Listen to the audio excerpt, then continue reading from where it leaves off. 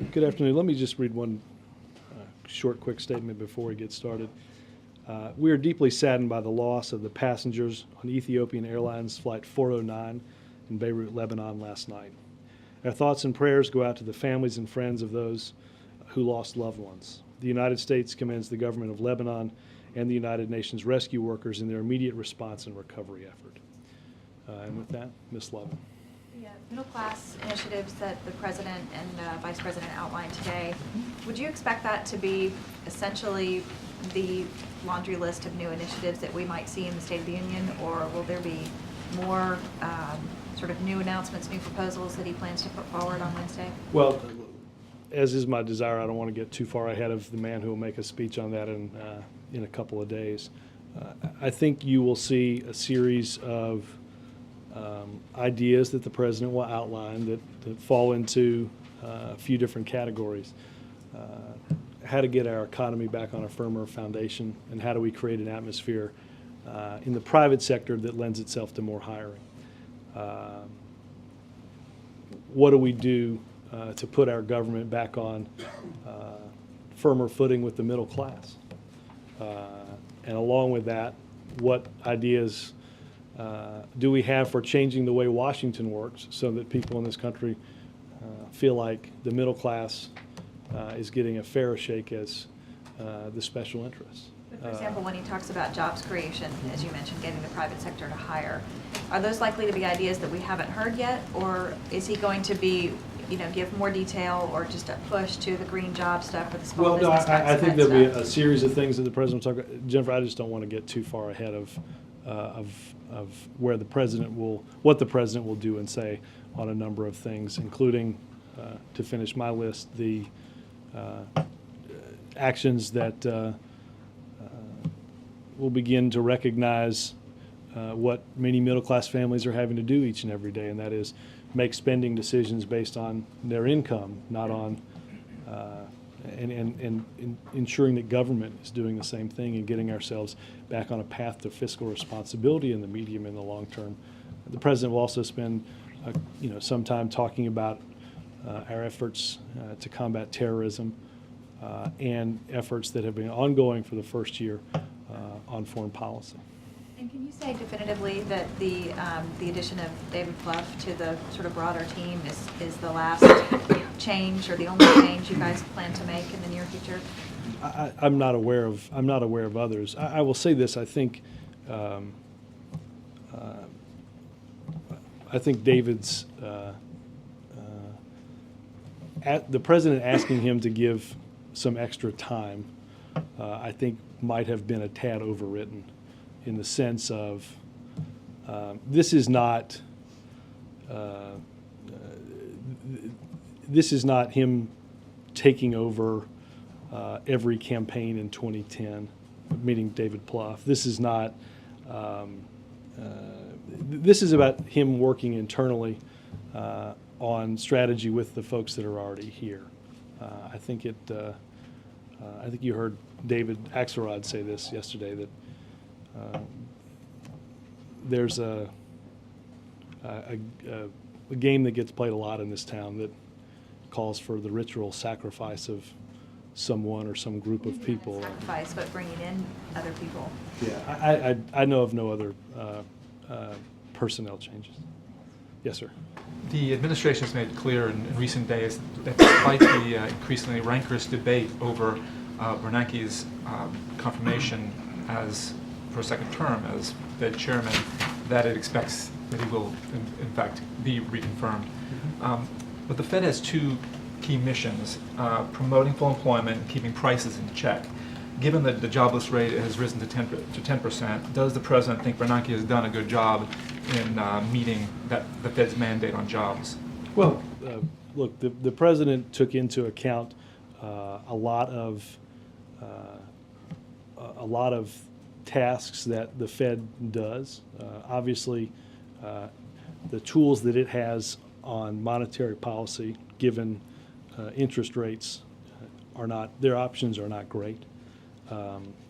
But the President had to make went through a series of decisions, as you know, last year in appointing Ben Bernanke to serve in a second term. Obviously, as we talked about last week, there are a number of, there's still a great amount of anxiety in our economy. But Chairman Bernanke helped the president and the economic team steer through some very turbulent times and rough waters. As I said yesterday, I believe that it sends a signal to greater and overall stability to have his nomination approved without political games. And that's what we expect will happen later this week. But is the White House worried that the unexpectedly difficult debate over his confirmation could damage confidence in the Fed, in financial markets, both domestically and internationally, and that this could further weaken the dollar? Again, our position is that it shouldn't. I think, again, this is as we all know, this is an extremely important appointment. I think that senators are making up their minds and announcing their decisions, hopefully based on going through an important set of criteria. I think, again, this is an important opportunity to demonstrate greater stability in our overall system by approving his renomination for another term at the Fed. Ed. Thanks, Robert. We want to follow up on jobs. One of the themes that Scott Brown ran on was that the Obama administration was spending too much money and not doing enough to create jobs. Whether that was true or not, why then would your first initiative be, since that election, the new initiative, spend more government money with things that may not really create more jobs? Ed, the initiatives that the president is focused on aren't necessarily married up to a special elections political timeline. But will they create jobs? I think there are a series of proposals that the president has made that will continue to create an atmosphere that allows the private sector to hire more, that addresses the anxiety that middle-class families in this country feel each and every day, their anger and frustration about a safe and secure retirement, that with having to work harder and longer, that they have a tax cut that will help on their child care expenses.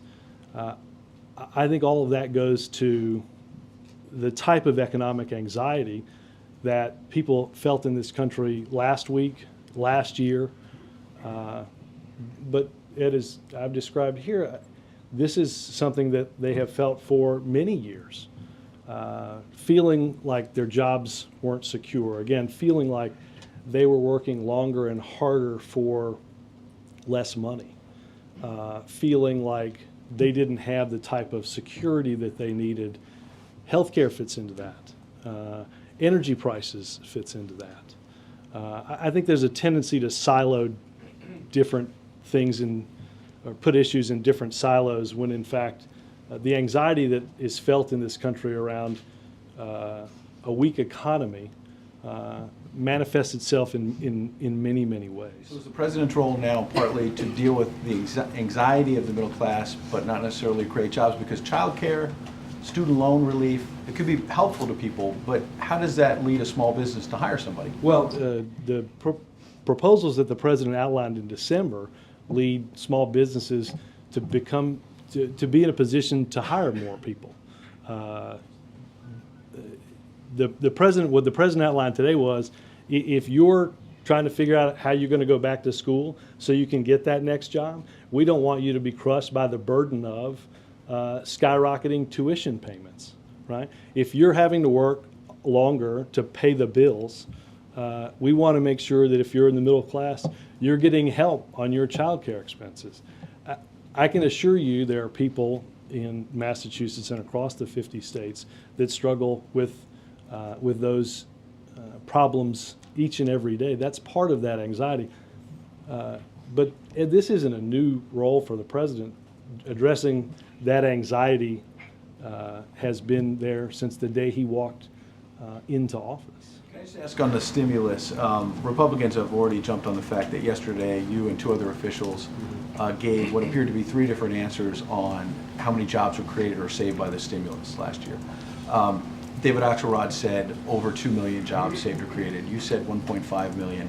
And Valerie Jarrett was a little more careful and said thousands and thousands. Does that add to the confusion for the American people trying to figure out, did this stimulus work or not, if you've got three different answers about what it's done? Well, again, the report that came out 2 weeks ago from the Council on Economic Advisors gave the number of 1.5 to 2 in jobs, 1.5 to 2 million jobs saved or created. If maybe I'm guilty of being less of a glass half full kind of guy than David Axelrod, but I think the answers that were given are consistent with the range that Say a week or so ago that you would not use saved or created anymore because Christina Romer was saying it wasn't necessarily the best way to present it? Again, the answers that we gave on Sunday were based on the report that came out, I think, the 13th or 14th of January, that has the numbers that David and I and Valerie used in it. So I would point you to that report. Yes, ma'am. Robert, I have two questions. The first one focusing on the midterm elections. There's been a lot of Democrats who are now sort of drawing parallels between what happened in 1994 and what might be happening in 2010.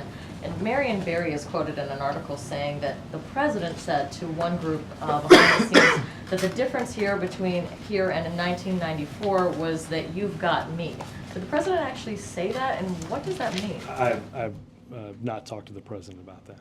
I mean, is that a message that the president is broadcasting on the Hill, maybe privately, that he somehow can mitigate some of these losses? Well, I hope it's not newsworthy to think that the president hopes and expects to be an effective campaigner in the midterm elections. Do you think that the president didn't say this? I haven't talked to him, Angie, so I don't know the answer to that.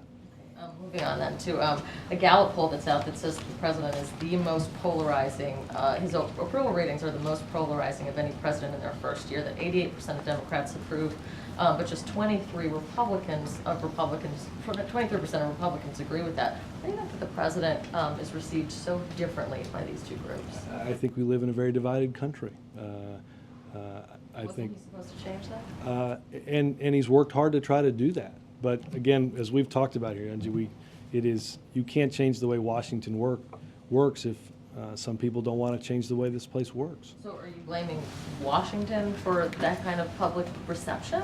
I'm saying that Washington has been a polarizing place for quite some time. I think this is a deeply divided country, and it has been for quite some time as well. Helen? Does the president think his bonanza bank bonuses contributed to this downfall, or I'm sorry, political downfall? Say The again? bonuses that angered the American people. Well, look, And also the middle class, the poor, feeling that they're left behind. Look, I think there are a number of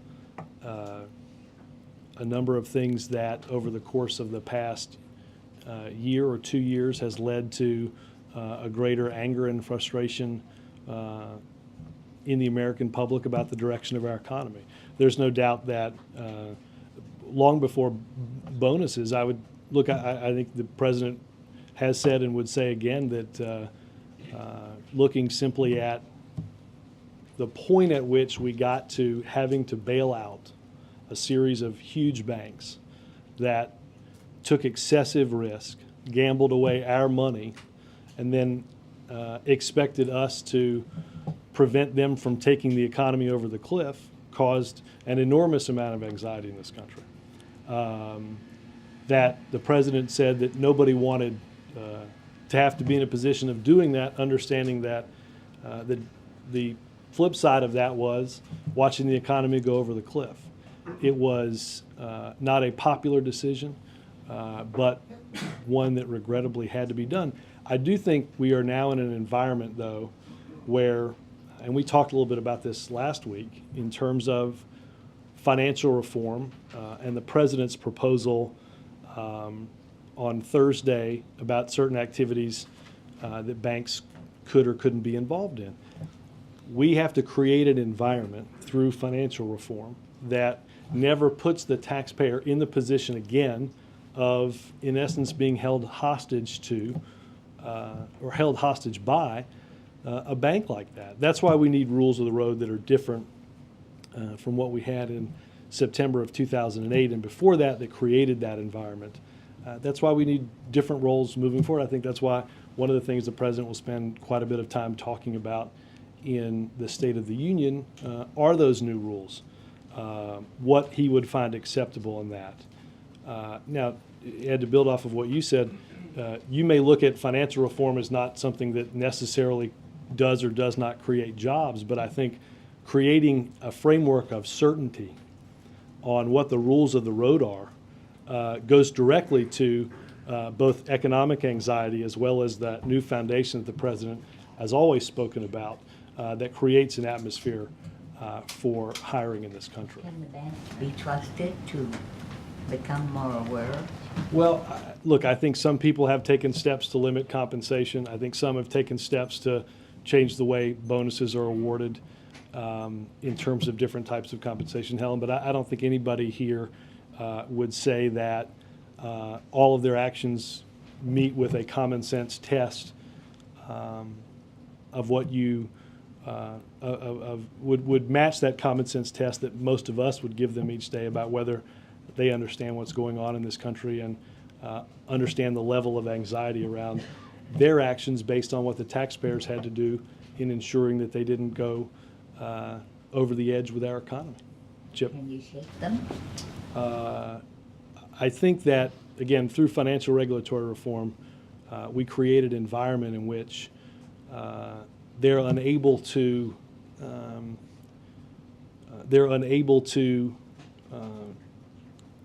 through their excessive risk-taking, which, again, we would hope to move backwards, but also not allowing them to be able to, once and for all, take us over that cliff. Chip? Following up on that poll that you mentioned, I mean, it really is pretty remarkable that the president who talked so much about reaching across the aisle is now the president who is presides over the most polarized Washington in a very long time. Are you suggesting that he does not share in the blame for that? No, I think Share in the blame for that? I think everybody in Washington shares the blame. But again, Chip, I think we've discussed this here. I mean, how many times has the filibuster been used how many times was the filibuster used in 2009? Well, I can give you a number. No, I'm sorry, But it's more of a rhetorical it was, question. it was a lot, but it was used a lot by Democrats too. Right, but again, what I'm saying is it was not to give credence to when it was used in the past, but understand. I think we found it remarkable, and I think most people would find it remarkable, the level that it has been used on things that ultimately ended up being, through the ultimate approval of the legislation, non-controversial. When you filibuster something that is ultimately approved with 88 or 90 votes, what were you filibustering? Well, I mean, the standard that anything remotely controversial needs 60 votes has been around for a while. It wasn't invented by Republicans last year. No, but it's been employed with great regularity in a sense, I think, unseen before. I think they would argue that the reason is that this president hasn't been willing to, other than talk to them, he hasn't been willing to really reach across the aisle and compromise with them. And you know, we can go back and forth on this, but if you, what do you think they would say on something they ultimately voted for 88 to 10?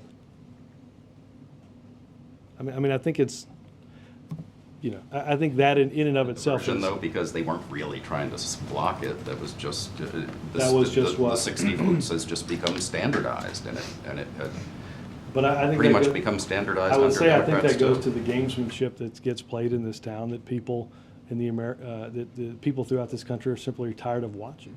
On the middle class proposals, President Clinton, of course, was famous for small bore or modest proposals that did not do a tremendous amount. They didn't change they weren't changed in any big way, but they were very politically popular.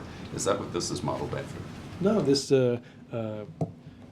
increasing the child independent care tax credit was something the president talked about in the campaign.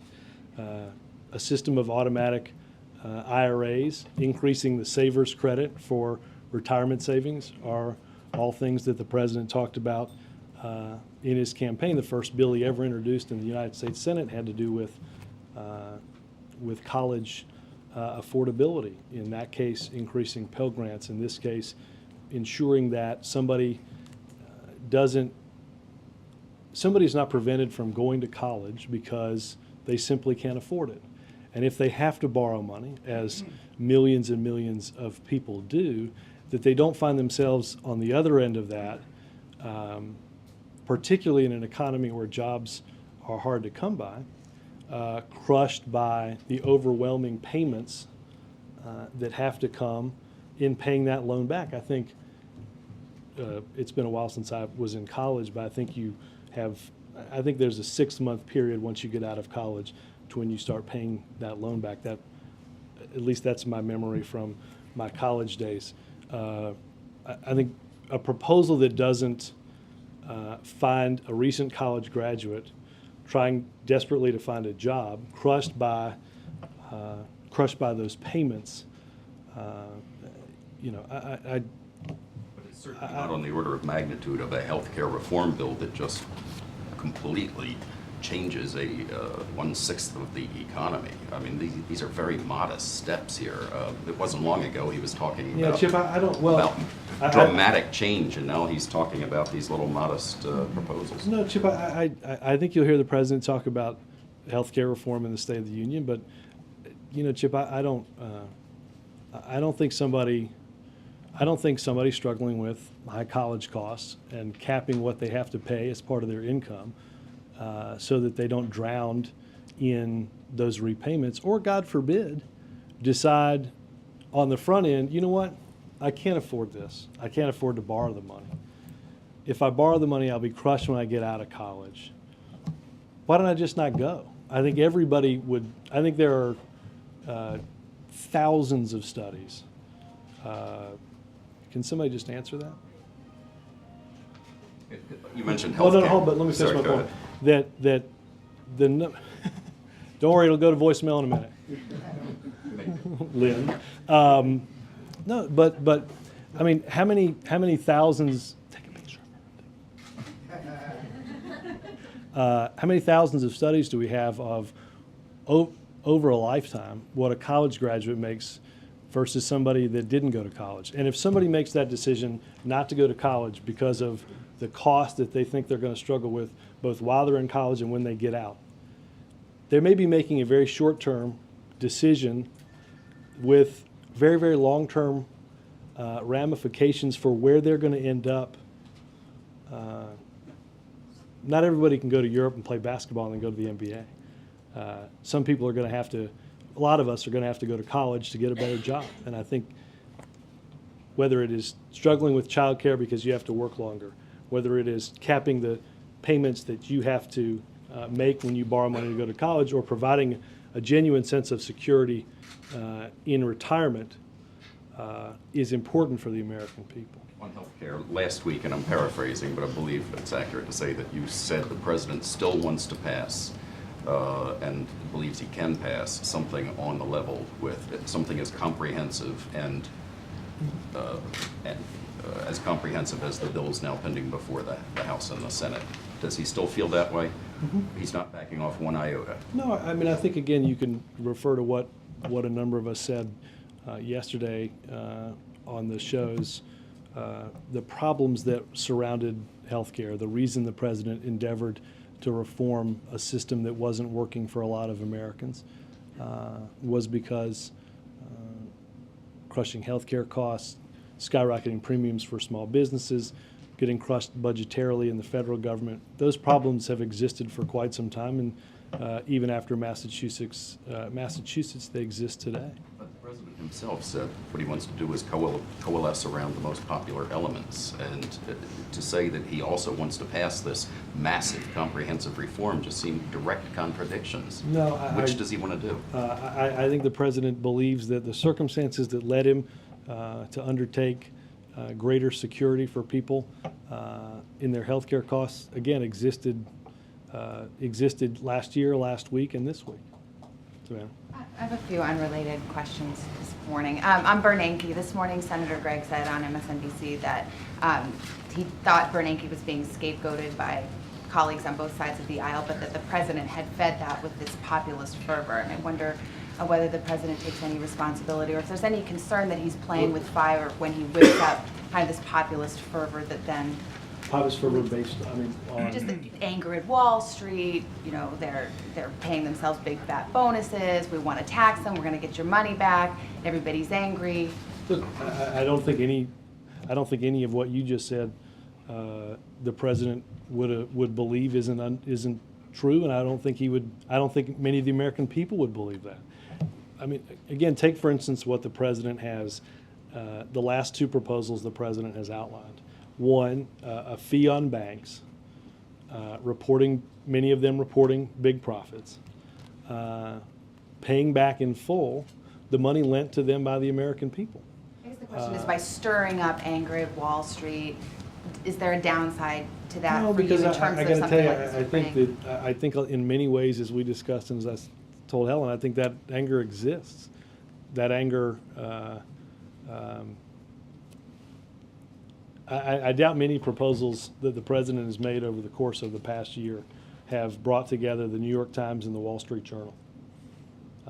But each talked about the notion that the relationship and what banks are able to do if they're getting money at a discount rate of virtually nothing, going back to your question about rates from the Fed, using that money to do proprietary trading, not for their clients, but only for themselves, is a proposal that many on the left and the right agree is the right step forward.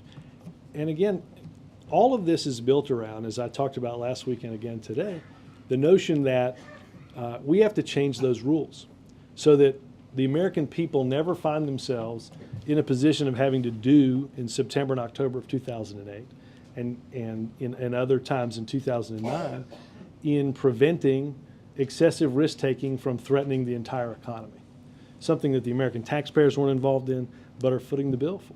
I think those are, again, I think with the proposals that the president outlined last week and in the weeks before that are very, very common sense proposals.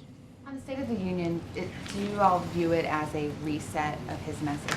No, look, I think if you go back and I think if you go look at what the president talked about in Ohio on Friday, and you look at a lot of what the president talked about throughout the first year and throughout the campaign, you'll find a remarkable amount of similarity. Quite frankly, I mean, in all honesty, go back to 2004 at the convention and you'll see a lot of that there as well. Would we be downplaying health care? No. I have one Yes. more, but I forgot.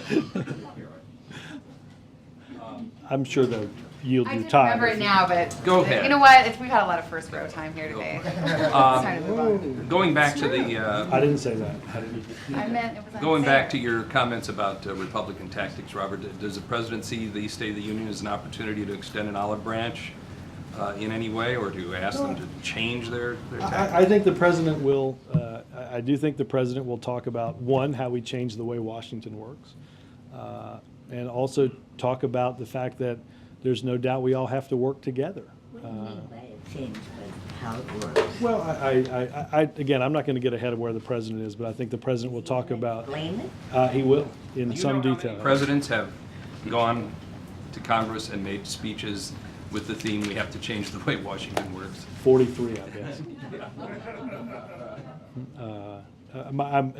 I'm including this presidency because I'm assuming that George Washington, since he set it up, felt they got it pretty darn right, and therefore we're going to stay pat. So I'm obviously being facetious, but no, I assume everybody does. But my sense is that a lot of the reason that happens is because of the way this town tends to work.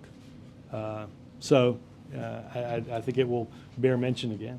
And one more on the job numbers, sort of a moving target on, how many jobs have been saved or created. Is it possible to just flat out say how many jobs have been created? Well, again, I point you to the report from. But how many, will you at some point be able to say how many jobs have been Well, created? as you know, well, I would simply point you to the reports that are gotten in by grant recipients. Grant recipients that have to file paperwork about the employment impact of the money that they get. Look, we're going to get new GDP numbers on Friday. And I think we saw, as a result of the Recovery Act, at the end of last quarter, the first positive economic growth in 4 quarters. Our hope is that you'll see another strong number on Friday. We've never in this country, right, let me not say that because the economists might come back with a month for me, but there's no doubt that it's hard to create jobs in this country without positive economic growth. That without strong economic growth, strong job growth is next to impossible. I think on Friday we'll hopefully get a report card on particularly how the Recovery Act has helped create economic growth that will lead to job growth. What's your reaction to reports that the New York Fed wanted national security status for some AIG details? And what does that say about transparency? I haven't seen that, and I would point you to Treasury if you have specific questions to that, or quite frankly, the New York Fed. I haven't seen those reports. Okay, and Senator Bayh said the president may propose a freeze in most federal discretionary spending in the State of the Union. Can you say anything about that? Look, the president, as I said earlier to Jennifer's question, the president will talk about ensuring that we begin to get our fiscal house in order, that we have to start making decisions like American families are making decisions about whether or not we can afford to spend as we have over the past many years.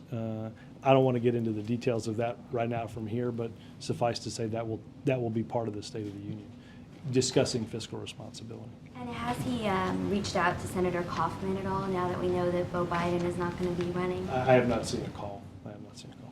Yes, sir. Robert, is there a new deadline for healthcare?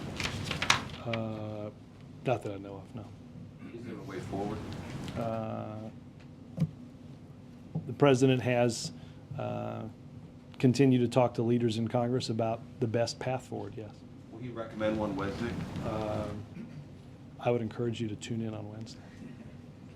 A couple things that were discussed with you on the Sunday show yesterday about Abdul Muttalib. There was an AP report yesterday that said he was only interrogated for 50 minutes. You indicated on set that you thought it was much longer than that. Then it was characterized to some of our people, it was up to 30 hours. Can you reconcile that discrepancy and describe how long or what you know about that sequence of events? I have... the degree to which adequate interrogation was undertaken? Well... I know you represented that, but there seems 50 minutes and 30 hours is an enormously different time sequence. Well, I think a timeline, I think some of that information we're certainly trying to gather.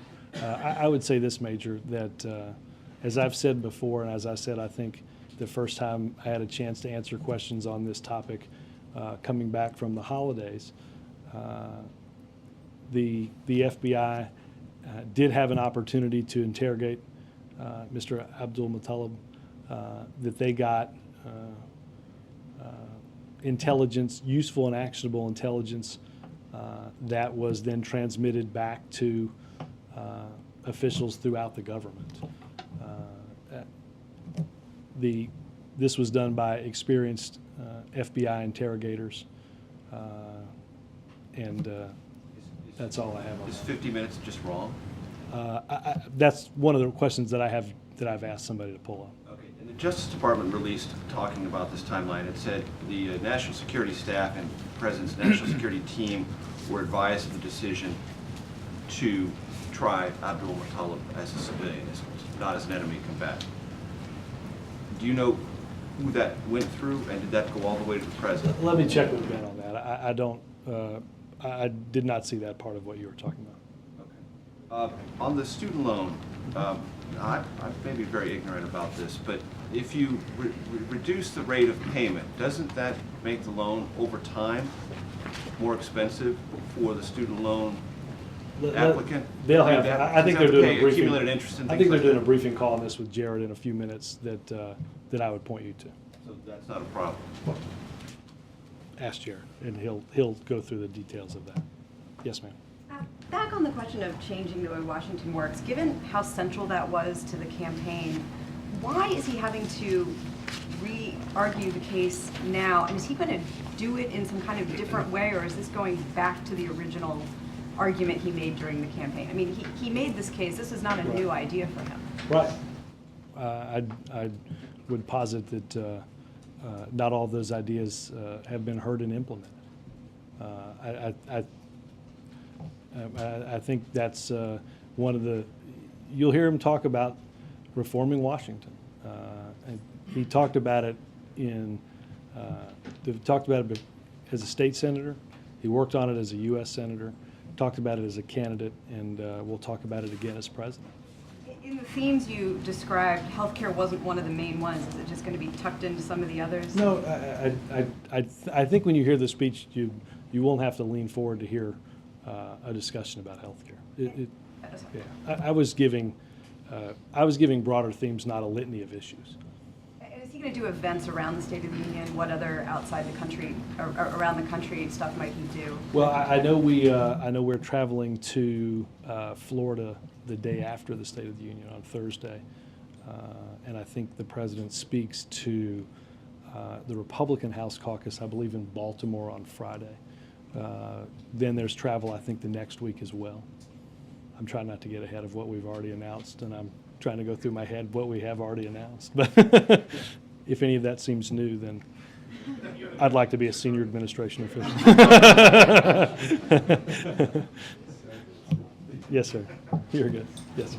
Yeah, Robert, just briefly on back to deficit. Harry Reid proposed some new pay-go rules up on the Hill today, tougher rules that would be part of the debt limit raising. The president support that stuff? Is that part of I would have to look at exactly, not having seen exactly what he proposed, but I think that's part of what the Senate, we hope, will vote on in the next few days, and the president supports. One thing that did strike me about those rules is that they would also apply to extensions of unemployment benefits. Is that, again, something the Again, president let me, without having seen Senator Reid's proposal, I'm happy to have somebody look at it and get you an answer. I'd like to ask a little bit about how the president goes about this State of the Union address. Is he sitting down today, tomorrow with speechwriters? How much does he write? Does he practice with a teleprompter? They spent time over the weekend working on it. The president and the speechwriters, primarily with John and Ben. They, both of whom were back in the Oval Office this morning, both with the president and with a larger group of advisors going through the speech. Again, I don't have tomorrow's schedule in front of me, but I believe that he'll do some of the practicing that you talk about, as well as continuing to write and work through different sections of the speech. And is it more, is it less of a laundry list of specifics that he wants to get and more thematic? Is it looking forward weeks ahead, months ahead, years ahead? Well, and I think he'll do, look, I think you'll see certainly aspects of it that he will discuss the themes that some of which I outlined here from a broader perspective. There will be mention of, we'll go from themes to issues when we discuss creating jobs, some of the task force, middle-class task force recommendations on things like that. I think he'll provide people with an update on where we've come from, but how much we have yet to do to get our economy back on track, to restore our image in the world, a host of the things that he talked about last year. Guests in the gallery? I don't have a final list, but we can certainly get that. Yes. Yes, Robert, the Legislative Deficit Commission that the President endorsed on Saturday, does he see that as interchangeable with an executive commission, or is it superior to an executive commission? Well, I think in many ways, I think some of it would, I think many of the characteristics might well overlap. A legislative commission was the preference of many on Capitol Hill.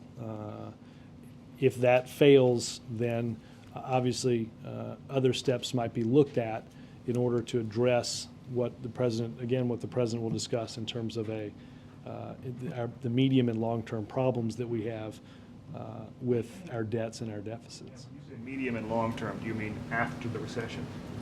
Well, right. I mean, obviously there is economically to pull greatly back at a time of enormous economic uncertainty and recession. I think almost any economist would tell you could possibly have a very negative impact on the continuing recovery. Yes. Yes, ma'am. Robert, on the Deficit Commission, this proposal, certainly the larger issue, has been around for a while. Why did the president choose now to come out in support of this idea? And second quick question, whether it is the proposal we see going through Congress or something you guys might implement through executive order. In the past, these types of commissions, presidents have ruled out ahead of time certain solutions. For example, on Social Security, President Bush said no tax cuts. Is there anything at this point you guys are willing to rule out, be it tax increases, entitlement benefit cuts, raise the retirement age, or is everything on the table? I don't want to prejudge either a legislative or an executive one. I mean, obviously the president's statement comes prior to the Senate voting on a proposal, again, that Democrats and Republicans have outlined as a way forward in dealing with some larger and sometimes intractable budget debates. Again, I don't think it makes a lot of sense for me before the legislative vote or before even the existence of possible executively an executive commission to get into talking about what would and wouldn't be on the table. I think that is, whether it's a legislative commission or some other commission, I think that's what that commission has to work through. Those are the debates. As far as why he came out now, chose Again, not to come out with support. I think because this is something that will come to a vote sometime this week. Peter. Thank you. Is the president prepared to, when he talks about changing Washington, talk in specific terms about what needs to happen to do that and what specific ways it can be done? For example, entertaining Republican ideas on tort reform as far as health care goes, or reaching out in a more bipartisan way. Yeah, I don't know if tort reform would fall under the rubric of the way the legislative process works. Obviously, the Secretary of Health and Human Services has set up a series of demonstration projects that deal with both healthcare costs and the legal system. But again, I think the president will spend some time talking directly about ideas for reforming Washington. Yes. Specific ways it can be accomplished. Yeah. Yes, sir. President Karzai is heading to the Afghan conference in London this week, and he's saying that he's going to ask for the names of some Taliban people to be taken off a UN sanctions list in return for them laying down their arms and countenancing talks. Is this something the White House would be prepared to look at? Well, Stephen, I would simply say that you've heard General Petraeus, out of his efforts in Iraq, discuss similar type efforts in Afghanistan at political reconciliation. You've heard General McChrystal discuss the same thing. So obviously a similar path to what happened in Iraq. Each of those two individuals have talked through. Again, provided that whoever this is accepts the Afghan Constitution, renounces violence, and publicly breaks with groups that advocate violence. That's, I think, what people expect under the notion of reconciliation. David? First on Afghanistan as well. Last week, the UN put out a report saying that the amount of graft and kickbacks in Afghanistan is about $2.3 billion a year, which is about 25% of their gross domestic product. Who in the administration is really writing point on dealing with issues of corruption in Afghanistan? Well, there's obviously a group of people that are working on our Afghan policy. David, let me figure out where some of that information in terms of, I haven't seen that report, but I can certainly check on who that is. Another subject, back to Bernanke. It's just been reported that McCain has declared that he'll vote against that.